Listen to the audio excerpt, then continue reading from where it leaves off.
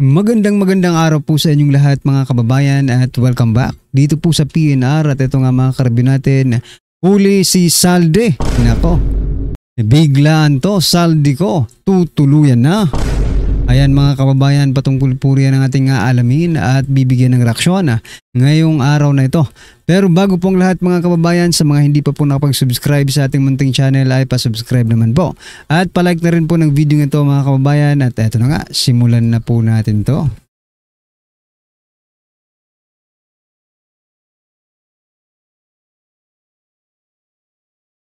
So mga karibyo natin, bago po natin i-play yung video, ito pasadahan po muna natin ang mga nagte-trending na mga balita dito po sa mundo ng social media. At unahin na nga po natin to. Ito pong naging reaksyon ni Sir, ito muna. Si Bryce Hernandez muna mga kababayan. Aba, nakalabas na pala sa Senado. Ito pong balita sa GMA News 1 hour ago mga kababayan. Bryce Hernandez out of Senate to gather evidence on flood control according to Senate President Soto. Ayan. Aba. Mapapatawa ka talaga dito sa decision na ito. Bakit po? Di ba mayroon na tayong ICI, di ba? Ang tawag nila diyan. Hindi ko alam yung independent, di ba? Independent Commission for Infrastructure. Ay, iwan ko kung anong ICI yan. Okay. Mayroon na tayong ICI, mayroon na tayong kamera na nag-iimbestiga, mayroon pa tayong, mayroon pa tayong, yung kay Soto, di ba? Blue Ribbon Committee. Aba, biruin nyo. Pati si Hernandez. Si Bryce Hernandez, mayroon na rin sariling nagagather na, if you are gathering information, no? If you are gathering evidence, no? Maaring nag-iimbestiga ka na rin, di ba? Ano pong iyong masasabi dyan? Para kasing ang dali. Ang masasabi ko lang, ang dali, ang gaan, para kay Bryce Hernandez na gawin ang mga ito.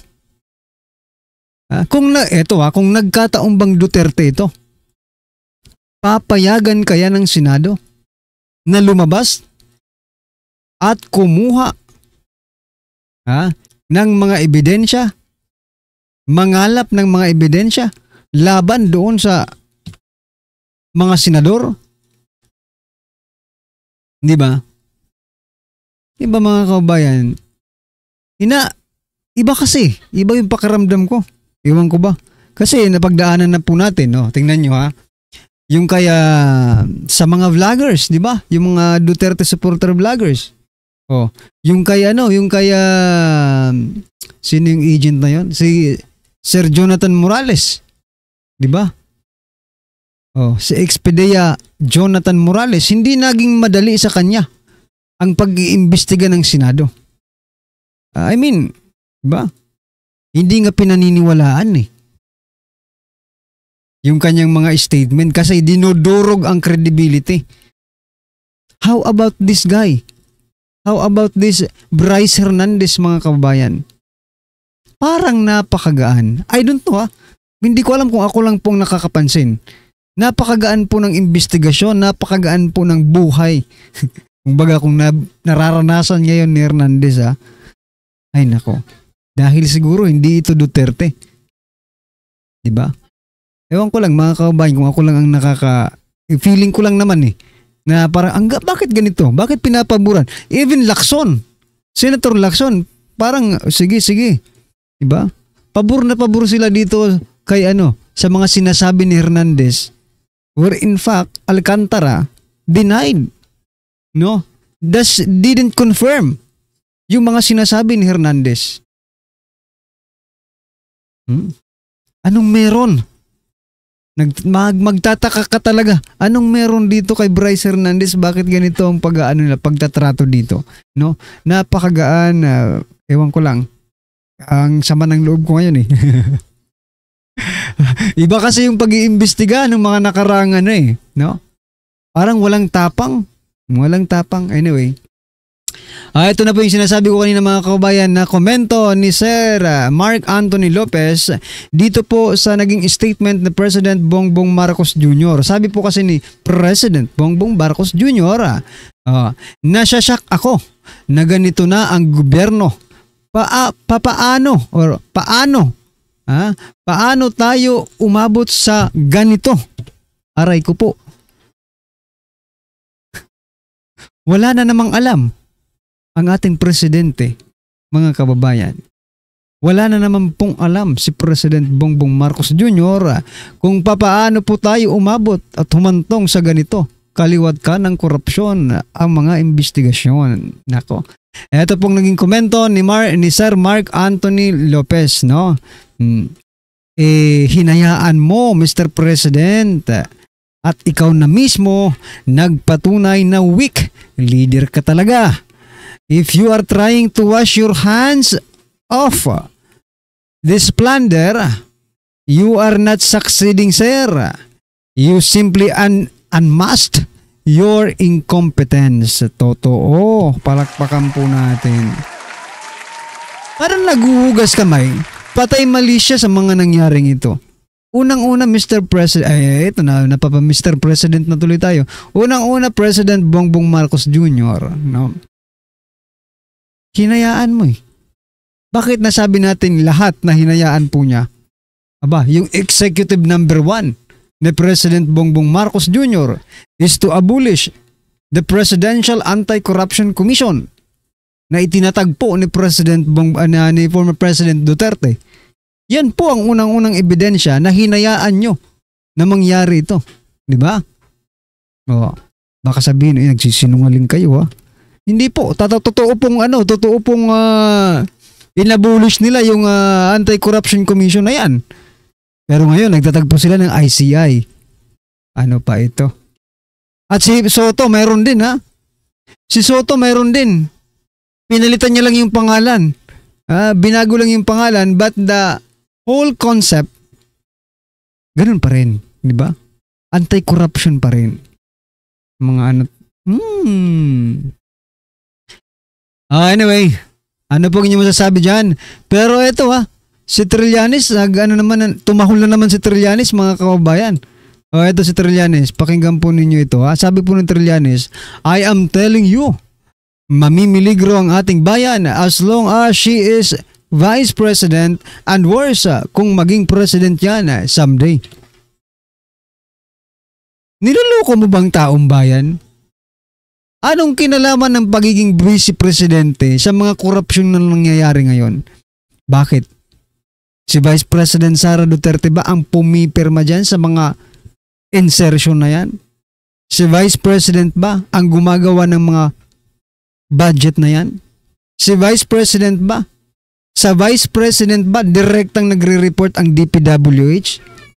Di ba? Sa Vice President ba direktang nagre-report ang DBM? Sa Vice President ba direktang nagre-report ang mga secretaries ni President Bongbong Marcos Jr.? Wala ka talaga sa hulog kahit kailan, Trillanes. Di ba? Wala sa hulog eh. Gustong sisihin si Vice President Sara Duterte sa nangyayari sa Pilipinas ngayon. Aba, kayong mga kababayan natin, mag-ingat naman po kayo. Hindi po ito fake news. Itong sinasabi ni Trillanes, hindi po ito fake news. Pero mag-ingat po kayo. Kasi ito po ay isang opinion, no? Ng isang hindi ko alam. Diba? Hindi natin sasabihin na fake news niyan. Okay, kasi opinion lang naman yan ni Trillanes. Like for us, no? Hindi nyo masasabing na fake news yung sinasabi ko. Kasi this is my opinion. Diba? Pero kung ganitong opinion ni Trillanes, sabi mag-isip-isip po kayo. Mga kababayan, kung maniniwala kayo dito sa sinasabi ni Trillanes, namimiligro daw yung ating bayan dahil Vice President si Sara Duterte. Aba, teka lang, Trillanes, magpatingin ka na. Anyway, ano pong inyong reaction dyan mga kababayan? I-comment nyo na lang po. At eto, pasadahan na po natin ang video ito. Eto na po. Ano ba si Congressman Zaldico?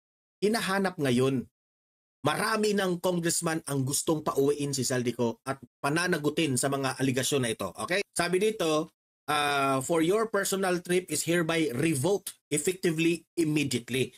Meaning to say, maganda naman ang ginawa ng House of Representatives na revoke effectively na. Meaning to say, pababalikin na talaga itong si Zaldico para panagutin. Okay, man Zaldico. Hinahanap ngayon ng ilan ng mga kongresista. Kasi walang patutunguhan itong problema ng Pilipinas kung hindi po magsasalita itong si Zaldico. Itong una nating pag-uusapan at itong unang ipapakita ko sa inyo. Bakit daw po ba kailangan si Zaldico? Nagtatanong po yung ating mga kababayan, bakit ba kailangan pa si Zaldico? Marami ng mga dyan.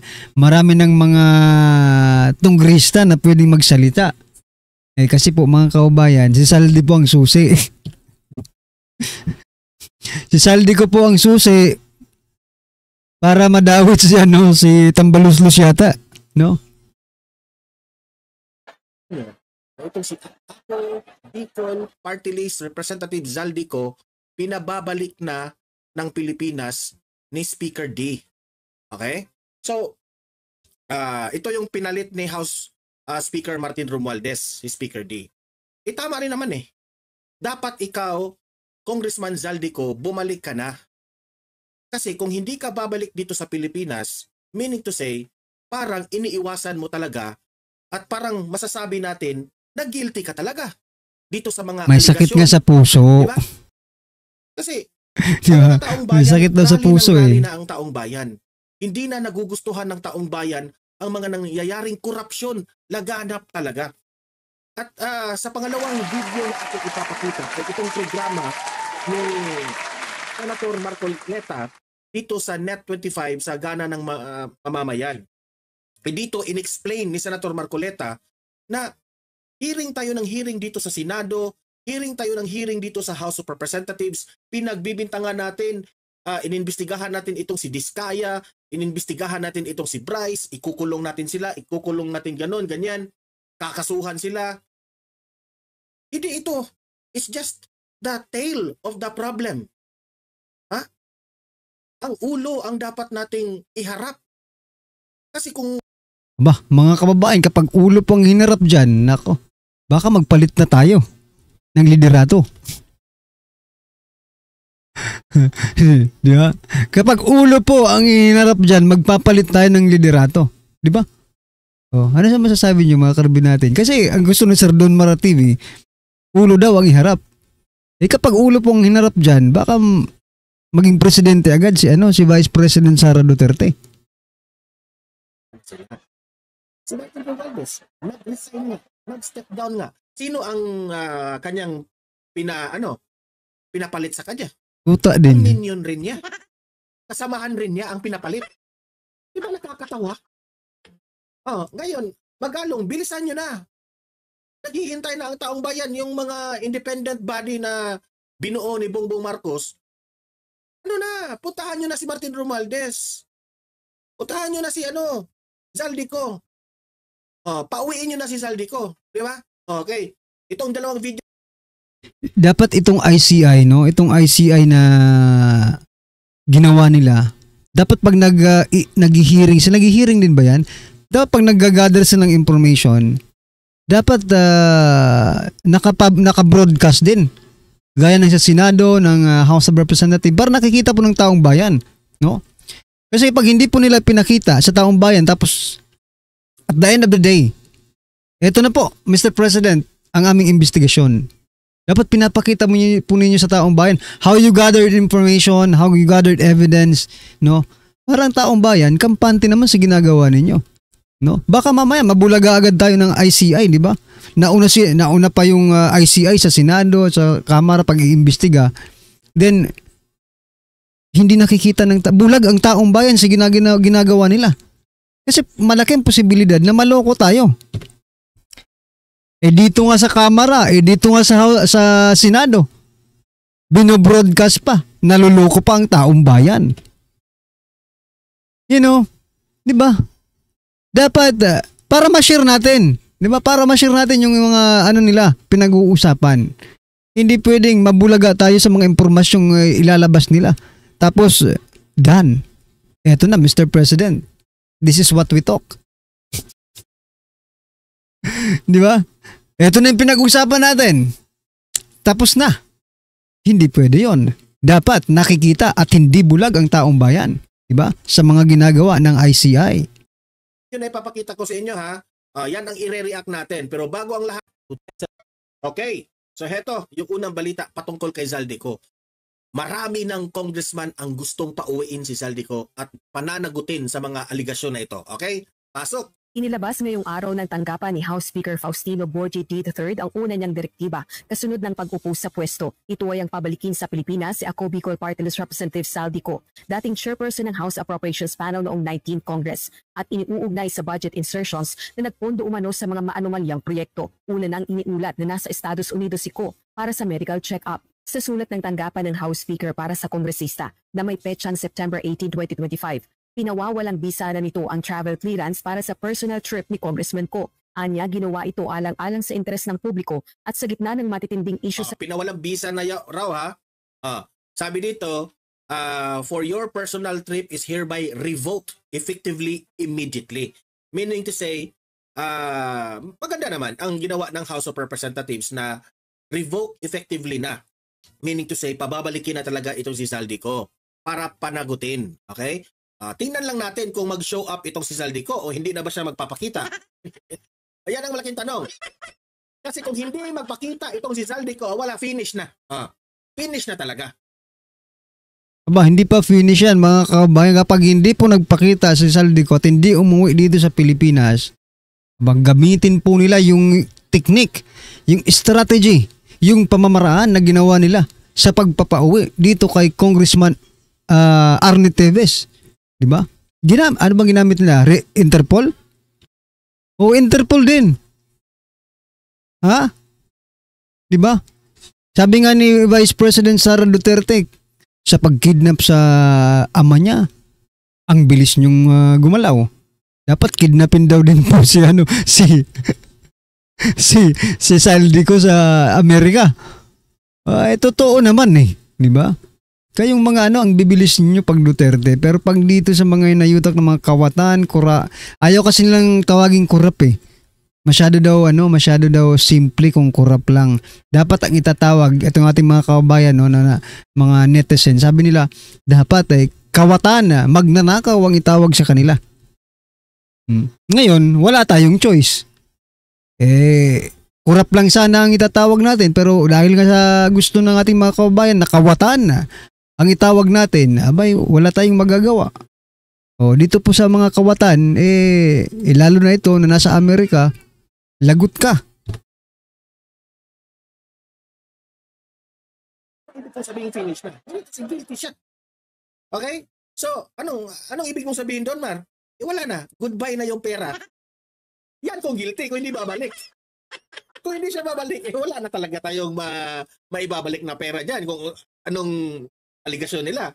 Okay? Pero kung babalik si Zaldico, kapag hindi bumalik, lahat ng mga ari-arian ng Ko dynasty, ay damay na lahat. Total, nakinabang naman yung pamilya nila no? Lahat ng kanilang ari-arian, freeze. Bank account, freeze. Kumpiskahin lahat ng mga ari-arian na pwedeng pakinabangan ng gobyerno. Di ba? Para naman tayo, hindi pwedeng i-thank you lang nila yung pinaghirapan ng taong bayan. Hindi pwedeng i-thank you nyo lang ang pinaghirapan ng taong bayan. Ano kayo, siniswerte? Hindi lang kayo ang anak ng Pilipinas. Mas maraming anak ng Pilipinas ang nag-contribute dyan sa kaban ng bayan. Kayo, ilan lang kayo? Yung kinontribute nyo nga dyan, galing pa sa pinasweldo ng taong bayan Diba? Sa taong bayan pa rin. Kasi magnanakaw kayo Diba? Anyway mga kababayan, ano po ang inyong opinion, reaksyon tungkol po sa video ito? Comment nyo na lang po sa baba. Maraming salamat po. Ayan please don't forget to like the video. Maraming salamat po.